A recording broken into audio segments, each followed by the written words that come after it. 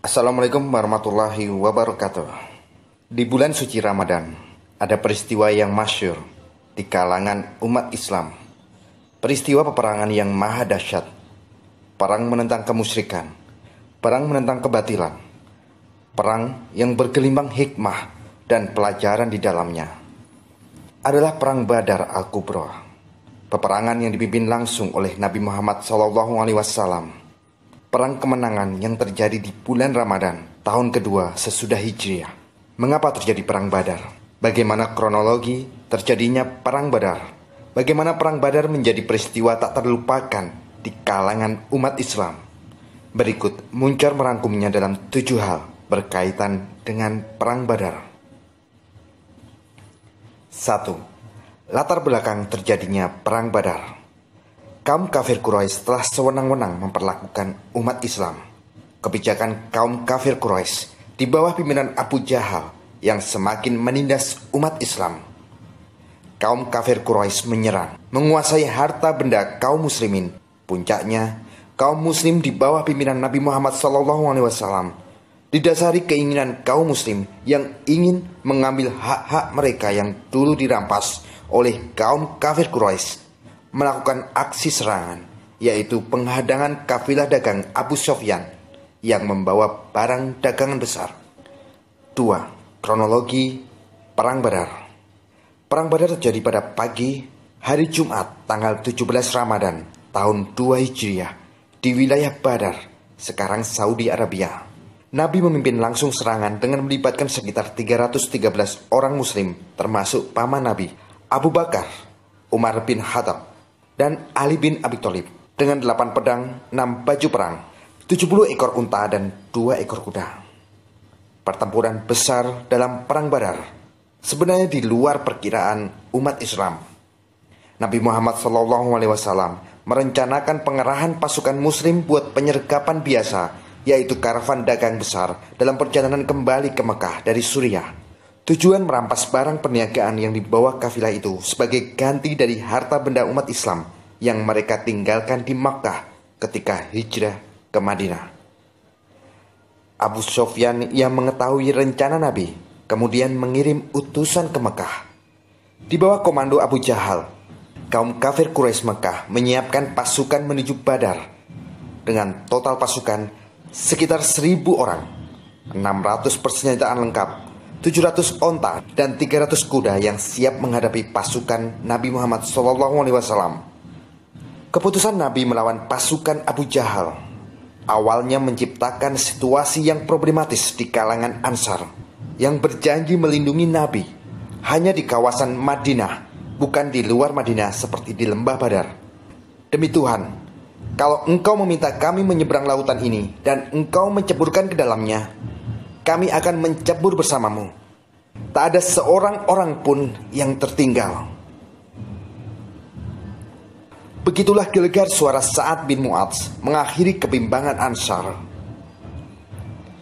Ketika melihat kekuatan tentara kafir Quraisy, melihat besarnya tentara Mekah beserta banyaknya persenjataan, zirah, tombak, pedang, dan alat-alat tempur yang lengkap, Nabi Muhammad SAW sempat menangis dan lalu bermunajat dan membaca doa.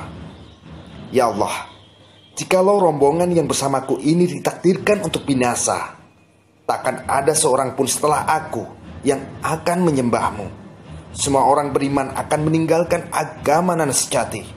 Setelah itu Nabi Muhammad SAW merancang strategi perlawanan. Beliau memerintahkan agar sumur-sumur segera dikuasai guna memutus pasukan air ke pasukan kafir Quraisy. Kaum muslim mengambil posisi perang yang dekat dengan sumber air Badar. Selain itu, Sa'ad bin Mu'adz juga membuat sebuah gundukan tanah yang berfungsi sebagai tempat perang Nabi Muhammad SAW.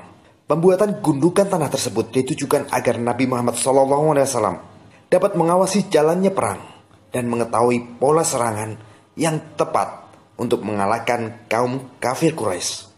Strategi lainnya adalah mengawali perang dengan pertempuran jarak jauh ketika pasukan kafir Quraisy bertolak untuk menyerang. Pasukan Islam tidak segera menyambutnya dengan duel fisik langsung, melainkan lebih dahulu menembakkan anak-anak panah dari kejauhan. Setelah itu, baru mereka menghunus pedang dan bertempur satu lawan satu. Dengan strategi yang rapi dan penuh perhitungan, setelah tengah hari, 50 pemimpin suku Quraisy tewas, termasuk Abu Jahal. Sementara sisanya banyak yang kabur. Di sisi lain, korban dari pasukan muslim hanya 14 orang. Di akhir perang Badar, selain berhasil memukul mundur 1.000 tentara dari Quraisy, pasukan muslim pun mengambil rampasan 600 persenjataan lengkap, 700 onta, 300 kuda, serta perniagaan kafilah Abu Sufyan. Pertempuran Badar diriwayatkan tidak berlangsung lama. Diperkirakan hanya butuh waktu sekitar 2 jam bagi pasukan muslim untuk memporak-porandakan pertahanan bala tentara Quraisy dan memanfaatkan kekacauan tersebut untuk memenangkan perang. 3. Sebanyak 14 sahabat Rasulullah SAW syahid dalam pertempuran Badar. Mereka adalah sebagai berikut.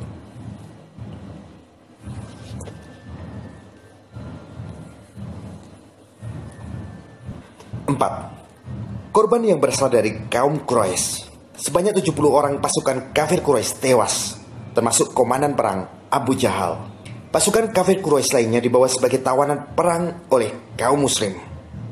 5. Perlakuan Nabi Muhammad SAW terhadap tawanan perang. Di antara para tawanan ada yang telah menebus dirinya, ada yang dilepaskan tanpa tebusan. Tahanan perang diperlakukan dengan bermartabat. Hal ini disebutkan di dalam Sahih Al-Bukhari. Jabir menceritakan, setelah pertempuran Badar, tawanan perang dibawa. Di antara mereka adalah Al-Abbas. Dia tidak mengenakan baju, jadi Rasulullah SAW mencarikan kemeja untuknya. Ternyata kemeja Abdullah bin Ubay adalah ukuran yang tepat. Jadi Nabi memberikannya kepada Al-Abbas untuk mengenakannya dan mengganti baju Abdullah dengan bajunya sendiri. 6. Kemenangan kaum muslimin. Kaum muslimin kembali ke Madinah dengan gembira atas kemenangan dari Allah SWT. Dengan membawa para tawanan dan harta rampasan perang. Di antara para tawanan ada yang telah menebus dirinya, ada yang dilepaskan tanpa tebusan, dan ada juga yang menebus dengan menggajar 10 orang anak muslim untuk membaca dan menulis. Selain menambah harum nama umat Islam di mata bangsa Arab, kemenangan perang Badar membuat umat Islam merasa yakin dan percaya akan kebenaran agama Islam dan janji-janji Allah SWT. Karena itu, mereka selalu siap menghadapi serangan musuh demi membela kebenaran ajaran Islam. 7. Perang Badar diceritakan dalam Al-Quran. Pertempuran Badar disinggung lewat beberapa ayat di dalam Quran surah Ali Imran sebagai berikut.